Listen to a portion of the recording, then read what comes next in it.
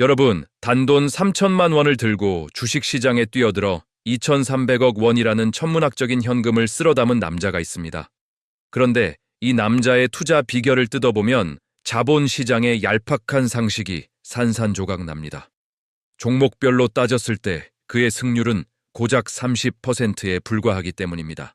10번의 승부를 벌이면 무려 7번을 패배하고 돈을 잃습니다. 우리가 흔히 아는 워런 버핏식의 가치 투자나 승률 8, 90%를 자랑하는 유튜브 사기꾼들의 화려한 비법과는 완벽하게 대척점에 있는 기형적인 성적표입니다. 10번 중 7번을 지고도 어떻게 2,300억 원이라는 거대한 부의 탑을 쌓아 올릴 수 있었을까요? 오늘 경제관측 편의점은 감성적인 주식 명언이나 뻔한 가치 투자 프레임을 철저하게 찢어버리고 일본 주식시장에서 단타의 신이자 니케이 지수를 움직이는 남자라 불리는 전설적인 트레이더 시스의 매매 알고리즘을 팩트 폭격해드리겠습니다. 이 차갑고 잔인한 트레이더가 시장의 피보라 속에서 어떻게 개인 투자자들의 돈을 합법적으로 빼앗아 자신의 계좌로 옮겼는지, 그리고 다가오는 AI 시대에 우리 같은 개인 투자자가 기관의 알고리즘을 박살낼 수 있는 유일한 무기가 무엇인지 완벽하게 해부해드리겠습니다. 채널 구독과 알림 설정 꾹 누르시고 지금부터 서늘한 자본의 논리에 집중해 주시기 바랍니다. 시스가 처음부터 시장의 지배자였던 것은 아닙니다. 그 역시 주식 시장에 갓 뛰어들었을 때는 우리와 똑같이 기업의 재무제표를 분석하고 저평가된 주식을 찾아 헤매는 뻔한 가치 투자의 함정에 빠져 있었습니다. 2000년대 초반 시스는 일본 항공에 비해 주가가 터무니없이 싸게 거래되던 일본 에어 시스템이라는 회사를 발견합니다. 재무제표상으로 완벽한 저평가였기에 그는 시장이 곧 제정신을 차리고 적정 가격까지 주가를 올려줄 것이라 맹신하며 돈을 쏟아부었습니다. 주가가 떨어질 때마다 조만간 반등할 것이라며 오만하게 추가 매수, 즉 물타기를 감행했습니다. 그 결과가 어떻게 되었을까요? 일본 에어 시스템은 극도로 불리한 조건으로 합병되어 버렸고 시스가 들고 있던 주식은 휴지 조각이 되었습니다. 3천만 원으로 시작했던 그의 계좌는 7분의 1 토막인 104만 엔까지 처참하게 녹아내렸습니다. 여기서 시스는 자본시장의 가장 냉혹한 진리를 뼈저리게 깨닫습니다. 내가 분석한 저평가라는 것은 철저하게 오만한 개인의 주관일 뿐이며 현재 모니터에 찍힌 주가만이 세상 모든 정보가 반영된 유일하고도 차가운 정답이라는 사실입니다. 미래의 막연한 실적을 맹신하는 장기 투자의 환상을 완전히 쓰레기통에 버린 시스는 오직 지금 눈앞에 모니터에서 움직이는 주가의 추세와 우위성에만 돈을 거는 철저한 단기 트레이딩 머신으로 완벽하게 진화하게 됩니다.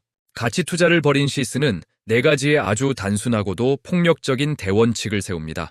오르고 있는 주식은 산다, 떨어지고 있는 주식은 사지 않는다, 산 주식이 떨어지면 즉각 판다, 시장의 흐름을 절대 거스르지 않는다. 너무 뻔한 소리 같습니까? 하지만 돈이 걸려있는 실전에서 이 원칙을 기계처럼 지키는 것은 인간의 본능을 정면으로 거스르는 극한의 고통을 수반합니다. 여기서 시스가 2,300억 원을 벌어들인 승률 30%의 잔혹한 수학적 비밀, 바로 손익비의 개념이 등장합니다. 초보 투자자들은 10번 싸워 9번을 이기는 승률에 집착하지만 스마트머니는 승률 따위는 쓰레기통에 던져버립니다. 동전 던지기를 해서 앞면이 나오면 100만 원을 벌고 뒷면이 나오면 10만 원을 잃는 게임이 있다고 가정해 봅시다. 승률은 정확히 50%지만 이 게임을 100번 반복하면 무려 4,500만 원의 압도적인 수익이 쌓이게 됩니다. 시스의 매매가 정확히 이 구조입니다. 그는 떨어지는 주식은 자신의 판단이 틀렸음을 1초 만에 인정하고 즉각 손절하여 손실을 10만 원으로 틀어막습니다. 반대로 주가가 오르기 시작하면 성급하게 이익을 실현하지 않고 그 추세가 완전히 꺾일 때까지 끈질기게 버티며 수익을 100만 원, 1,000만 원으로 극대화합니다. 인간의 본능은 떨어지는 주식은 본전 생각에 끝까지 버티고 오르는 주식은 불안감에 푼돈만 먹고 던져버리도록 설계되어 있습니다. 시스는 이 인간의 본능을 철저하게 거세해버린 것입니다. 특히 그는 물타기를 자본시장 최악의 자살 행위로 규정합니다. 1,000원에 산 주식이 800원이 되었다는 것은 시장이 내 판단이 틀렸다고 사형 선고를 내린 것인데 거기에 돈을 더 쏟아붓는 것은 실패를 인정하지 못하는 알량한 자존심 때문에 자신의 계좌를 회복 불가능한 파멸로 몰아넣는 짓이라는 팩트 폭격을 날립니다. 주식 투자에서 중요한 것은 작은 손해를 안 보는 것이 아니라 계좌가 통째로 날아가는 치명적인 손해를 완벽하게 차단하는 것입니다. 손실을 칼같이 잘라내는 철통 같은 수비력으로 자본을 지키던 시스는 시장에 거대한 피보라가 부는 찰나의 순간에 전 재산을 베팅하는 무자비한 사냥꾼으로 돌변합니다. 인간이 기쁨보다 공포를 수십 배 더 크게 느끼는 생물이기에 모두가 패닉에 빠져 주식을 집어던지는 폭락장이야말로 가장 거대한 부의 이전이 일어나는 역사적 기회라는 것을 꿰뚫고 있었습니다. 2015년 8월 중국발 차이나 쇼크가 전 세계를 덮쳤을 때의 일입니다. 중국 증시가 붕괴하자 일본 니케이 지수도 하루 만에 4.8%가 폭락하며 지옥문이 열렸습니다. 평범한 개미들이 공포에 질려 주식을 헐값에 투매하고 있을 때 시스는 이미 증시 하락을 확신하고 니케이 지수 선물의 거대한 숏포지션, 즉 공매도를 때려놓은 상태였습니다. 여기서 멈추지 않고 중국 증시가 8.5%까지 폭락하는 것을 확인한 시스는 이 공포의 전염병이 유럽과 미국까지 완벽하게 박살낼 것을 계산하고 오히려 숏 포지션의 규모를 미친 듯이 늘려버립니다. 대중이 벌벌 떨며 도망칠 때 전 재산에 가까운 자본을 공포의 방향으로 쏟아부은 것입니다. 예상대로 글로벌 연쇄 폭락이 터지며 시스의 계좌는 천문학적으로 불어났고 폭락의 끝자락에서는 귀신같이 롱 포지션으로 전환해 기술적 반등의 수익까지 완벽하게 발라먹었습니다. 단 하룻밤 사이 그는 시장의 공포를 연료로 삼아 무려 406억 원이라는 돈을 쓸어 담았습니다. 이것은 운이 아닙니다. 모두의 시야가 공포로 좁아져 충동에 휩싸일 때 철저하게 감정을 배제하고 리스크 대비 리턴의 기대값만을 계산해낸 차가운 기계의 승리였습니다.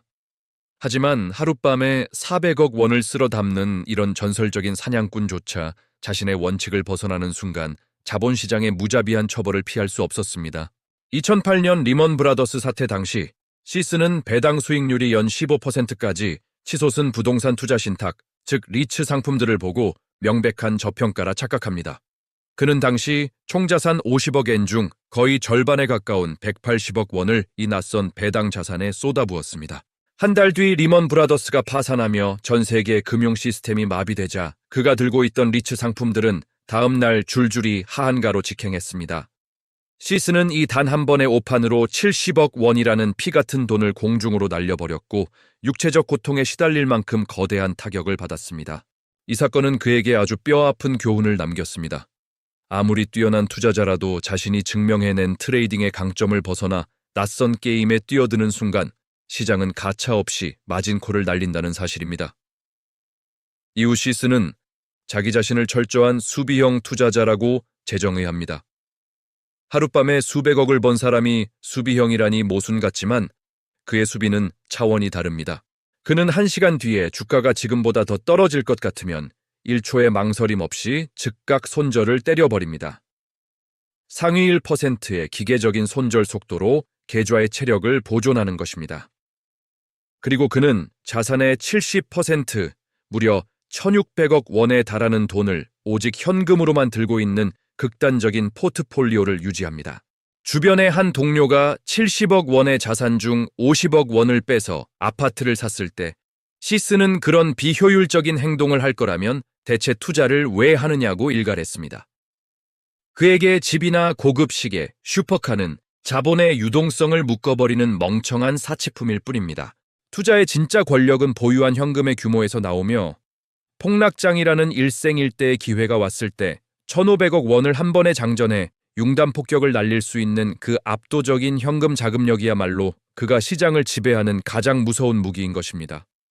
이제 이 모든 자본적 분석을 뛰어넘는 가장 중요한 화두, 다가오는 인공지능 AI 시대의 딜레마를 던지겠습니다. 시스는 자본시장의 얄팍한 속성을 두 번째 미꾸라지라는 기가 막힌 개념으로 설명합니다. 과거의 위기 패턴을 기억해 두었다가 상상도 못한 악재가 터졌을 때 즉각적으로 돈을 꽂아 넣는 두 번째 미꾸라지가 되어야 돈을 번다는 것입니다. 뉴스가 다 퍼지고 온 세상이 알게 된 뒤에 뛰어드는 세 번째 미꾸라지들은 결국 앞선 스마트 머니들의 물량을 받아내는 엑시트 유동성으로 처참하게 전락할 뿐입니다. 그런데 바야흐로 AI가 초당 수만 번의 거래를 체결하는 시대입니다. 똑똑한 알고리즘이 쏟아지는 뉴스를 학습해 두 번째 미꾸라지를 모조리 가로채고 시장을 지배할 텐데 우리 같은 평범한 개인 투자자들은 이 괴물 앞에서 속수무책으로 당해야만 할까요? 시스는 여기서 아주 소름 돋는 통찰을 팩트 폭격합니다. AI 시스템 자체에는 공포심이 없지만 그 AI를 통제하고 운용하는 거대 기관의 펀드 매니저들이나 주주들에게는 치명적인 공포심과 책임이라는 무거운 목줄이 존재한다는 것입니다. 극단적인 폭락장이 왔을 때 AI가 지금이 완벽한 매수 타이밍이라며 전 재산의 90%를 투입하라는 시그널을 낸다고 가정해 봅시다. 월스트리트의 그 어떤 기관 투자자도 자신의 모가지가 날아갈 위험을 감수하고 그 거대한 리스크를 승인할 수 없습니다. 하지만 개인 투자자는 다릅니다. 상사의 결제도 투자자들의 환매 압박도 없습니다. 오직 본인의 차가운 심장과 판단력만 있다면 모두가 멸망을 부르짖는 피투성이의 시장 한복판에서 자신이 가진 현금 1,500억 원을 단 한 번의 클릭으로 밀어넣을 수 있습니다. 기관의 AI가 태생적으로 짊어질 수 없는 이 비대칭적인 거대 리스크를 기꺼이 짊어질 수 있다는 것. 그것이 바로 이 잔인한 알고리즘 시대에 고독한 개인 투자자만이 가질 수 있는 유일하고도 가장 폭력적인 절대 무기입니다. 마지막으로 정리하겠습니다. 시스는 어떻게 공부했냐는 질문에 시장에 관해서는 오직 시장에서만 배울 수 있다고 차갑게 답합니다.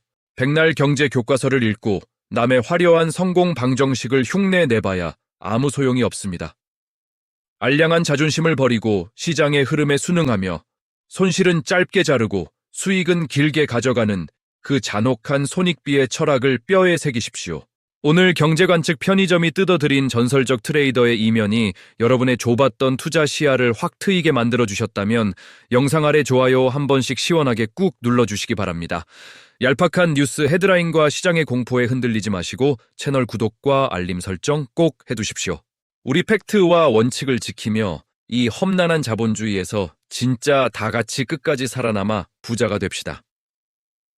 지금까지 당신의 투자를 위해 거대 자본의 이면을 가장 냉정하고 날카롭게 뜯어 읽어드리는 경제관측 편의점이었습니다.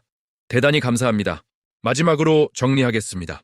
시스가 2,300억 원을 벌어들인 법칙의 핵심은 화려한 예측이나 백발백중의 승률이 아닙니다. 오르는 주식에 올라타고 떨어지는 주식은 즉각 잘라내는 철저한 기계적 대응, 알량한 자존심을 지키기 위한 물타기의 엄격한 금지, 그리고 대중이 공포에 질려 시장을 탈출할 때 거대한 자본을 쏟아붓는 야수의 심장입니다.